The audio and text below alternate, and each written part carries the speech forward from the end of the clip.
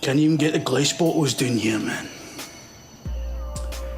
This city is rotten to the fucking core.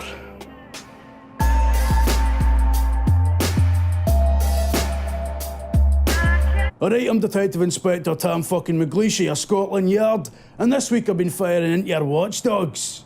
And watchdogs you cut about is this fucking delinquent here, Aidan Pearce, a cybercriminal vigilante who reckons he's on a personal quest to avenge the death of his niece, but actually spends most of his time fannying about with hallucinogenic drugs. Fucking dick. Aidan's got this magic phone that lets him do loads of daft shite like raid folks' bank accounts and burst the drains, flush toilets and make Montrose win the league. Which is a lot of nonsense to me. I can't even get Snapchat to work on this fucking thing. There you are. See Ubisoft, right? Ubisoft have their open world formula down to a T. This is Assassin's Creed with phones, or Far Cry 3 in a city. Like what Fallout 3 was to Oblivion when you strip it right down. Same shite, different window dressing. And you know what? It's fucking great. It's a formula that I thoroughly enjoyed throughout the last console generation and continue to do so in this one. But then, it doesn't advance the formula in any meaningful way. It doesn't do anything that couldn't have been done in 2007. For all the bluster about it being the proper start in X-Gen, the end product is barely distinguishable from its spiritual predecessors, and that's kinda a shame, you know. It follows Ubisoft's formula so slavishly that it even requires you to go up towers to unlock bits of the map. Just like Ascraid and Far Cry 3. I mean, in this version of the staple you're no climbing so much as solving wee hacking puzzles around radio masts. But still, someone at Ubisoft fucking loves their towers. What's the deal with that? All that said, it totally justifies itself being another spin on the same old merry-go-round because it's just a quality product. The story grabs you, the presentation is bang on, all the mechanics and systems work perfectly. And one thing that's got over Assassin's Creed is that it's a game full of brilliant wee moments. It doesn't just rely on the narrative hooks to keep you going. I'm getting plenty of kicks out of using well-timed traffic pile-ups, raising barriers, giving the police some aggro and then using the tools at my disposal to make every car chase a fucking thrilling one. It's a great showcase of emergent gameplay and a much better one than Ubisoft's other big franchises. It's fucking busting with stuff today and all. You can't walk for 10 feet in this city without some side task popping up that takes you on a mad wee 5-minute adventure. You definitely get your money's worth out it with the sheer amount of content on offer. Screw it, I took it. It was shiny. I'm sorry for using the word content, by the way. It makes me want to fucking top myself. There's more mini-games in here than a Nintendo launch title, and they're all fucking great wee things in their own right.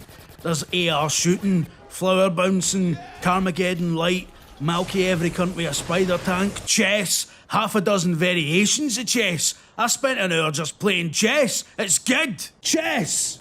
No joke. The two most major problems I've got with Watch Dogs, right, is firstly with the setting. It takes place in this fictional city called Chicago, which is, like every other city, a pastiche of Glasgow, but it's got no character at all. It could be anywhere, you know. Even after a dozen hours in, I still couldn't recognise one bit of it for another. It feels like a city, it's immersive enough, but it doesn't have that real sense of place that Florence or Rome did, you know? The other thing is Aidan Pearce himself. The boy's a total arsepiece, by the way. Fucking Aidan Pearce, man. Driven by a thirst for revenge, whatever else, this guy fancies himself a vigilante. Well, I'm no into vigilantes, especially no vigilantes that'll happily carjack some poor bugger to get to where they need to be to stop a mugging. I mean, you're no pushing the crime rate down there, Aidan, you glaikit wanker, you're just keeping it level. Master hacker, are you? I'll hack your dick off with a wet sponge, you scumbag. It's that thing, somebody invented the word for it. Fucking, what was it called? Oh, Burns! Right. What's that thing when you're a bad cunt when you're not on a mission, but you're a good cunt when you're on a mission? What the fuck are you blathering about? There's a word for it. It's like a narrative paradox. Ludonarrative dissonance? That's the one. Londis, nourishing dividends. Ludonarrative dissonance. Right. Lunatic. Bastard. Fuck.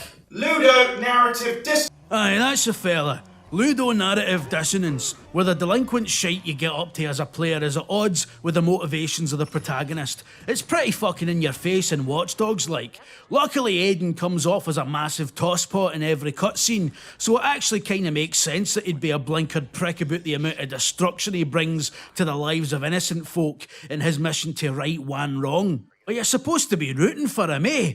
Well, I'm no rooting for you, Aiden, or your stupid hat, you overdressed cunt. So to sum up, it's fucking brilliant, but it's also a load of shite. No dugs in it either. There's our fucking review. I'll see you later.